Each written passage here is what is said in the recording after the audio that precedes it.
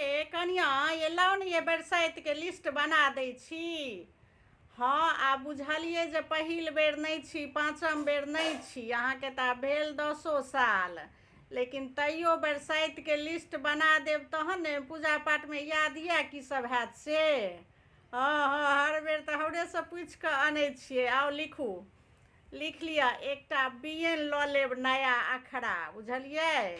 बियन जे छै हर साल जो नया भेटै, बाँसक बियन रांगल ढांगल अखरा, तऽ ओहीसँ बड़ गाछके हवा लोक देखबै छनि, बियनसँ पूजा करी। ई तऽ बहुत नीक बात। आ जँ नहि भेटै तहन तऽ पुरानो धुरान या तऽ ओहिके धो लिअ, ओहिसँ पूजा कऽ लिअ, ओहि लए कोनो नहि छै। आ जँ नया भेट गेल तऽ आओर बढ़िआँ। तऽ लिखू, बियन लिखू। हाँ आ लिखियौ तऽ 2 किलो बूट लिख लिअ। अच्छा, 2 किलो एहि दुआरे कहलहुँ जे बूट तऽ पहिल बेर आ पाँचम बेर जे होइ छै बेसीके लोक अपन फुलेलक, 10 गो बँटबो केलक। लेकिन आब एखन बूट अपनो सब हर साल बूट चढ़बे करै छनि, व्रत जते करै छथिन सब गोटे। हाँ हाँ, आ जे हिनका पहिल बेर छनि तऽ बाँटै छथिन, तऽ 5 किलो 10 किलो फुला कऽ भरि गाँव बाँटलनि। लेकिन अपना सब लए 2 किलो बूट लिखू। फुलै लए दैए देबै, राइते फुलै लए पड़ै छै। हाँ बुझलियै।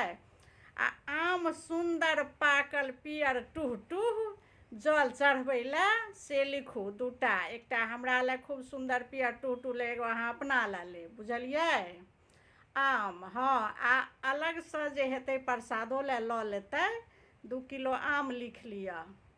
हाँ, लीची हेबे करै छनि, हुनकर सफेद फल सेहो चढ़ै छै, ओहिमे लीची चढ़ै छै बरसाइतमे, तऽ लीची लिख लिअ। मिठाइ लिख लिअ। हाँ हाँ, आओर की कहै छै, मिठाइ भऽ गेल, लीची भऽ गेल, फल फूल भऽ गेल।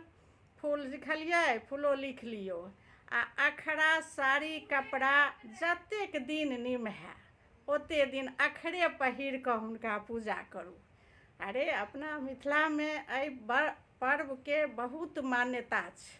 सत्यवानके कथा तऽ सुनने छियै ने, तऽ सत्यवानके कथा एहिमे होइ छै, बुझलियै। 2टा कथा छनि, फेर कहियो इच्छा हैत तऽ दुनू कथो सुना देब। व्रत सावित्रीके कथा 2टा सुना देब, सिखा देब। सुना की देब, सिखा देब। कहब तऽ सुनबै सब, अहूँ सब सुनि लेब, बुझलियै। कथा कहब तऽ एखन तऽ विधि विधान कहै छी जे की सब हैत से लिखलहुँ।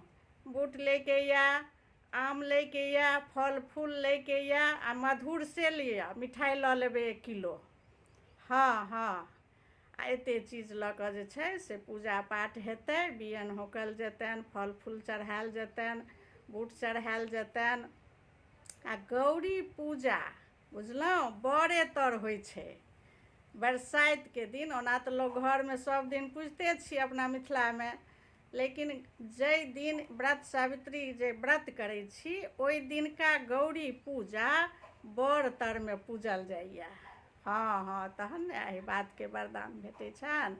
बड़े तरमे गौरी पूजा करब, बुझलियै। माँ, हमरा लए तऽ अखरा साड़ी छै, हाँ ब्लाउजो सिया लेने छियै, बरसाइतके हमर इन्तजाम तऽ भऽ गेल छै। आ हिनको लए अखरा साड़ी एकटा बेटा आनि देलकनि हन। हाँ हाँ, बाबूजी कहने छलखिन जे माँओ लए एकटा साड़ी आनि दही, तऽ आनि देलकनि हन। तऽ इहो अखरे साड़ी पहिर कऽ पूजा करै हथिन।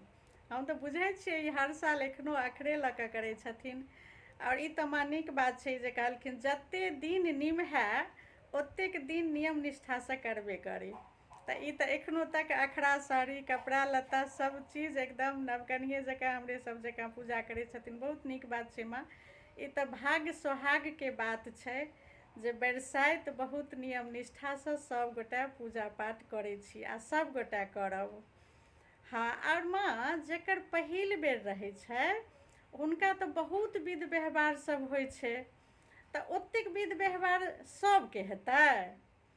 अच्छा, ओहिसँ कनि कम रहै छै, पहिल बेर कनि बेसी रहै छै। आ कथा एक दिना कनि सबगोटा हमरा सिखा दिहथिन, हिनको सबगोटाके सुना दिहथिन। हाँ हाँ।